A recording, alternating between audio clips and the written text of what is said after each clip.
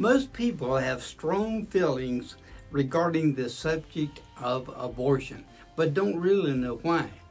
In this video, I'm going to present the major arguments for abortion, that is the pro-choice group, and then the position against abortion, that is the pro-life group. Stay tuned. You're not going to want to miss this one.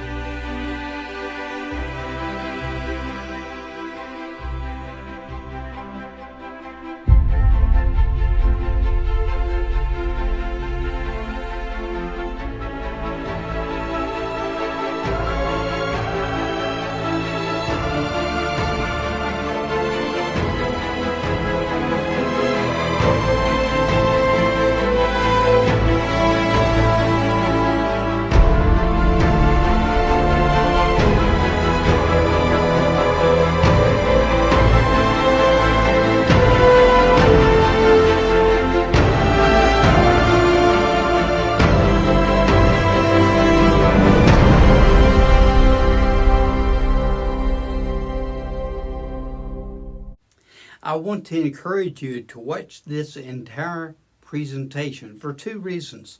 First, you'll learn much about the abortion issue, but second, a special gift will be offered within the presentation.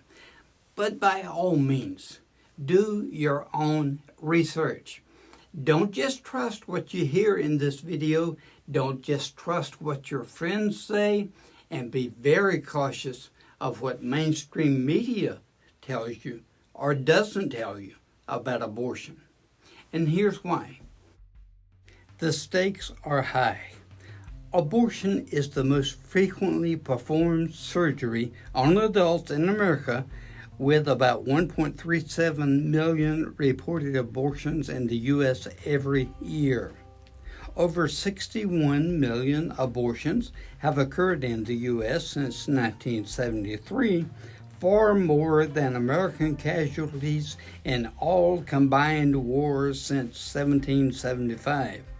And according to the World Health Organization, around 73 million induced abortions take place worldwide each year. That's approximately 150,000 per day, and 3 out of 10, about a third of all pregnancies. I have been told that as high as they are, the stats you have just seen are on the conservative side.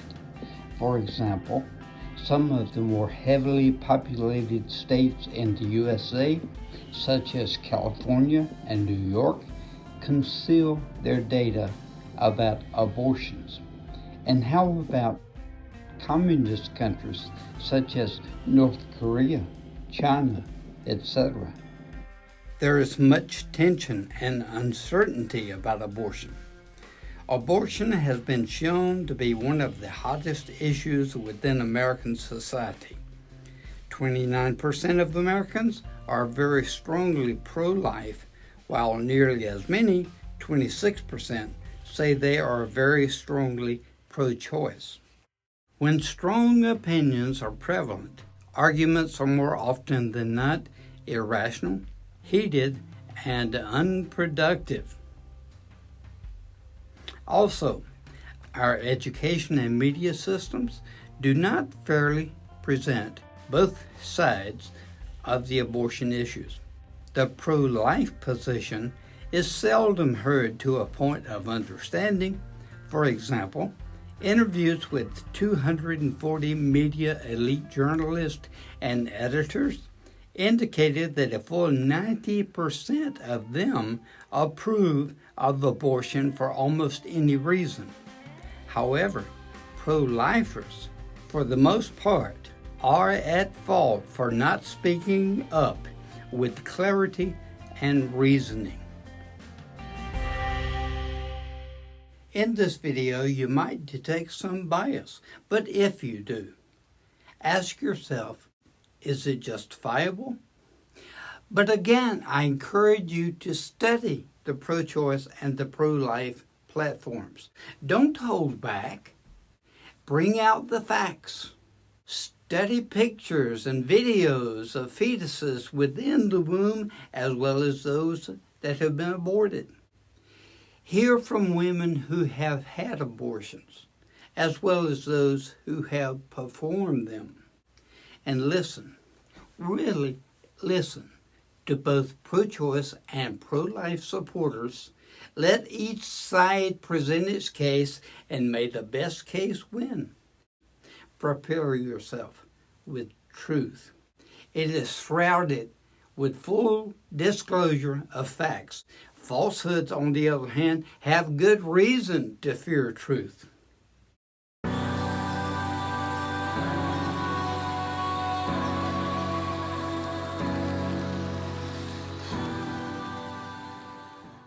Let's begin with a basic core question that must be answered.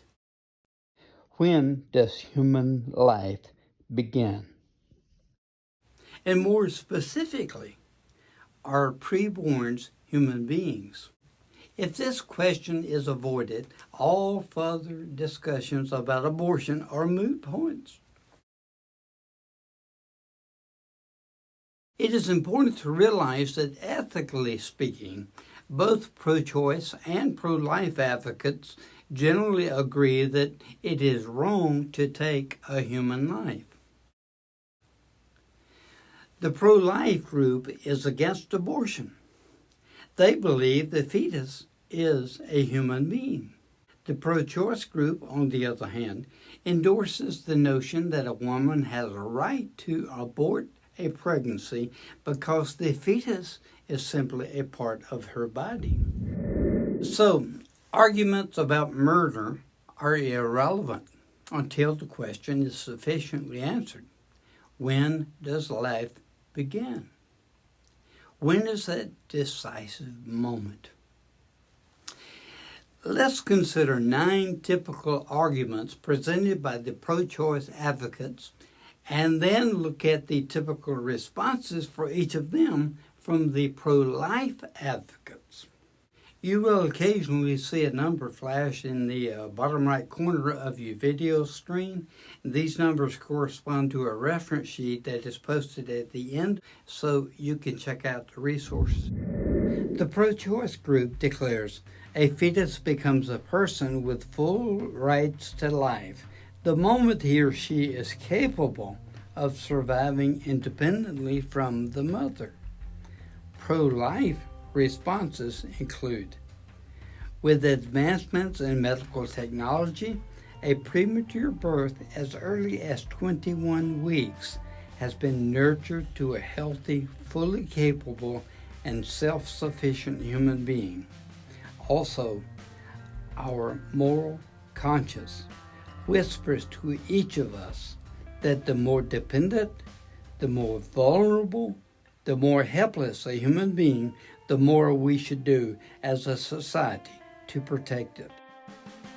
The pro-choice group declares a fetus becomes a person with full rights to life the moment its brain begins functioning and it becomes capable of experiencing pain.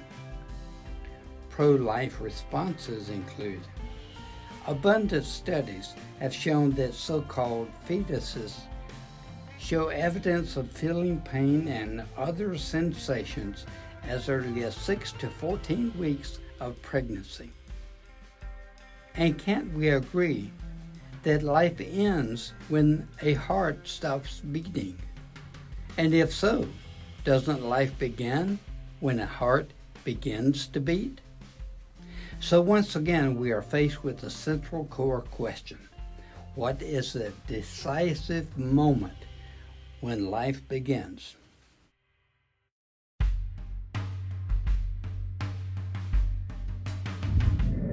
The pro-choice group declares, nobody really knows when life begins, so we should leave it to the individual woman to decide for herself. Pro-life responses include having doubt about whether or not a being is a human does not justify an arbitrary choice to eliminate that being. Quite the opposite. If in the middle of the night you hear an unusual noise in your home, you don't start shooting bullets into the darkness. The pro-choice group declares, without legalized abortions, women in America will be forced to retreat to coat hanger and back alley abortions rather than licensed care by medical professionals. The pro-life responses include, prior to Roe v. Wade's Supreme Court ruling in 1973, 90% of the illegal abortions were performed by licensed physicians, not back alley butchers. Also, just 39 women died from abortions the year before Roe v. Wade, not thousands, as pro-choice pundits want you to believe. The coat hanger and back alley argument ignores the core question: are the preborn human beings? If the preborn are human beings, we must then deal with the issue of allowing the legal and moral killing of people.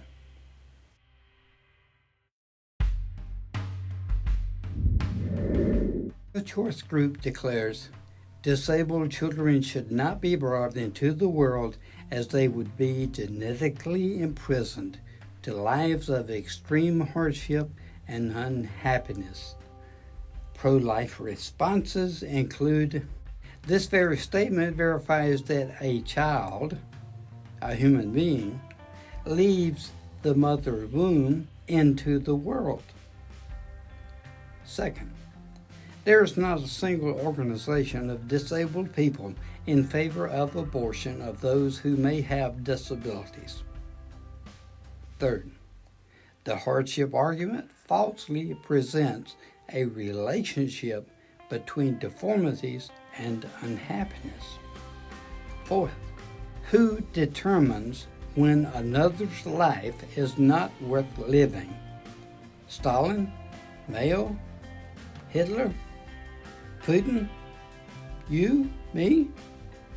The core question still begs to be answered. Are the preborn human beings?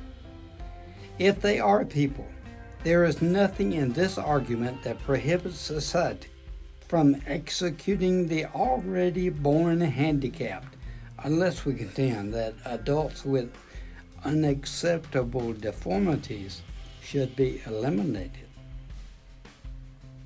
The pro-choice group declares, banning abortion forces poor women into further poverty while simultaneously contributes to the problem of overpopulation. Pro-life responses include, the incoherence of this argument implies that poor women should be subjugated to involuntary sterilization, while at the same time declaring it's her body, she should choose. Again, are the preborn human beings? If so, then the argument also justifies infanticide, genocide, euthanasia, or otherwise elimination of anyone else deemed burdensome by someone else. The pro-choice group declares, a woman should be allowed abortion on demand and not be forced to endure the trauma of bringing an unwanted pregnancy to term after having been profoundly violated with tragedies such as incest or rape. Pro-life responses include, first, the immense pain endured by women who have been victims of incest or rape must never be discounted.